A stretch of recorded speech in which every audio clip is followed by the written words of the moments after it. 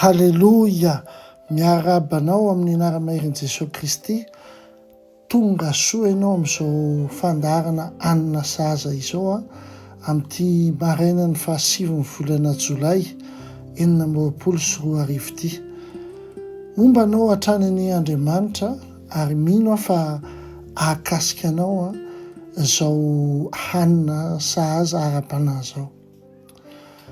Misy andiny tsoratra masina anankiray izay hoe tena mampieritreritra isaky ny mamaky azy. Olona iray niandry mpiainany iray manontolo dia fitinina miteny anakenina monja. Izany teny izany dia hitantsika eo amin'ny Genesis 5 andininy 420. Genesis 5 andininy 420 izay miteny hoe ary niara nandeha tamin'ny Andriamanitra Enoka. Izay fitinina miteny enina monja ary niara nandeha tamin'Andriamanitra Enoka. Ka tsy hita izy fa nentin'Andriamanitra. Izay ihany, tsy misy hoe fagagana lehibe resahana mandraka androany, tsy misy hoe lahateny malaza na hoe zava-mahagaga hita maso nataony Enoka. Fa io teny io dia izao, olona iray fotsiny niara-dia tamin'Andriamanitra isan'andro. Ary Andriamanitra dia nahita fa ampy izany zavatra izany hanamariana ny androm-piainan'olona anankiray. Mba hitantarana an'izany nataona rivo mandimby azy aty aoriana. Izany izao androany maraina ny zavatra any resahantsika ianao sy izaho. Maro mantsy no tia tantara misy tabataba rehefa resaka amin'ny ara-panahy ny resahana. Izany hoe tsy hita izay maharatsy anazy aloha, fa izany hoe fahagagana, fanasitranana tampoka, famonjena lehibe, alaina sarina, zaraina mihitsy ary. Fa eto ny Baiboly dia mampiseho antsika endrika fahatokiana anankiray hafa, dia ny fahatokiana mangina izany. Olona iray tsy nanao ninona mba hisongadinana, fa fandehanana fotsiny miaraka amin'Andriamanitra, tsy mitsahatra, tsy misy zavatra mahagaga fa tsy mijanona ihany koa. Ary inoko fa fahamasinana izany, tsy hoe afo manga mamirapiratra indray mandeha fotsiny, fa dingana iray manaraka ny iray dingana iray hafa isan'andro miaraka amin'Andriamanitra. Jereo koa ny Noa, Genesis 9 andininy 7, izy koa tahaka ny Enoka teo aloha dia niara-dia tamin'Andriamanitra. Ary tsy mora ilay vanim-potoana tamin'izany, niainany tamin'izany, nanodidina anazy, samy nanalavitra an'Andriamanitra avokoa ny olona rehetra. Feno herisetra sy fahalotona ny tany, nataony olona rehetra izay tiany atao.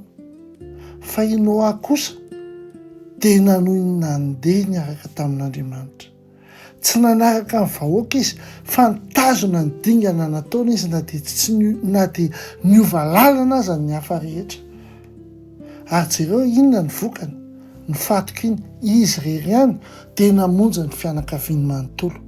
Ny vadiny, zanany lahy, ny vadin'ireo, zanan'ireo, niditra tanaty samby fiara daholo ireo olona ireo satria olona iray no nitazona ny diany niaraka tamin'Andriamanitra. Ny fiainana mahatoky dia tsy ho anao rery mihitsy, fa ho an'ireo ao aoriananao ihany koa. Halleloia! Jereo amin'izao tontolo izao tsika dia mety miaina ary miazakazaka ny fiainana. Ny asa manery, ny tambazotra sosialy tsy mitsahatra, ny olona rehetra mampitahy fiainany amin'ny hafa.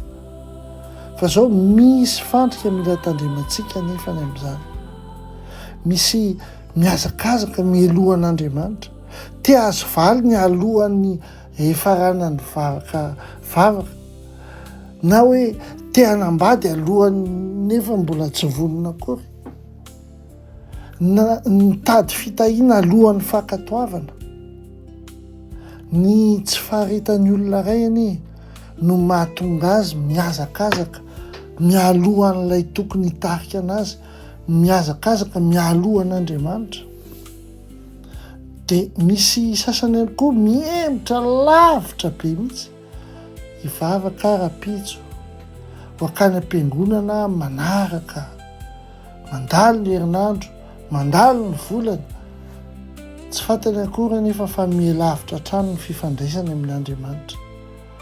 Avy eo indray mandeha isan-taona raha mbola ho hita ary, izay vao hita am-piangonana dia menatra sy mipitrapitra ery.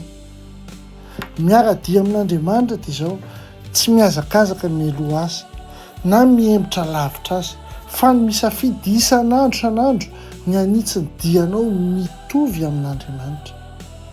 Ka amin'ity maraina ity tsy mikasika ny fonao ihany no tedaviko, fa tiako isika no zavatra tsapaitanana manomboka an'izao dia izao. Jereo tsara ny herinandro lasa teo, niazakazaka ny alohan'Andriamanitra ve ianao?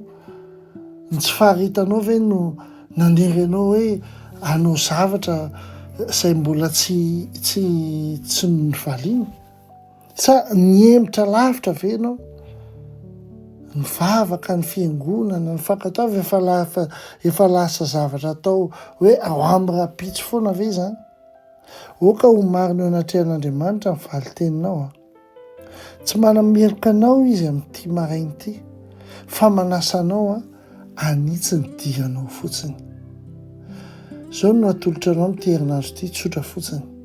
Isan-kariva alohan'ny atoriana miandrasa segondra anankiroa fotsiny, segondra roa fotsiny, ary anontany Andriamanitra hoe niara-nandeha ve isika androany Tompo? Amen. Niara-nandeha ve isika androany?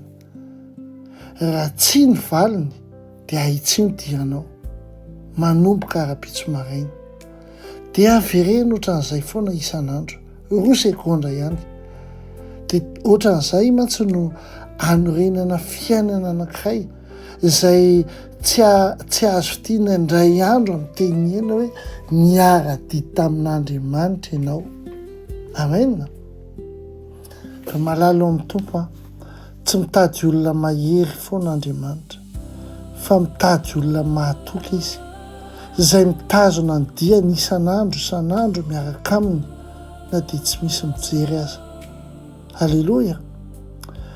Mino fa akasika anao izany teny izany ary hiara-dia amin'Andriamanitra ianao. Ary raha ohatra ka nakasika anao izao teny izao dia mba zarao amin'ny namanao ihany koa. Ary mba lazao hoe amin'ny commentaire hoe androany hoe hiazakazaka mialoha ve ianao, sa emotra lavitra ve, sa hiara-dia amin'Andriamanitra? Dia valio ilay izy. Tahian'Andriamanitra indrindra ianao ary mino fa nakasika anao izao teny izao, ary entiko fahasoavana sy famindrapona ianaraka anao amin'ny andro rehetra iainanao dia toetra ho trano Jehovah andro lava ianao. Ampitiavana be dia be Docteur Rina Telesforiandry.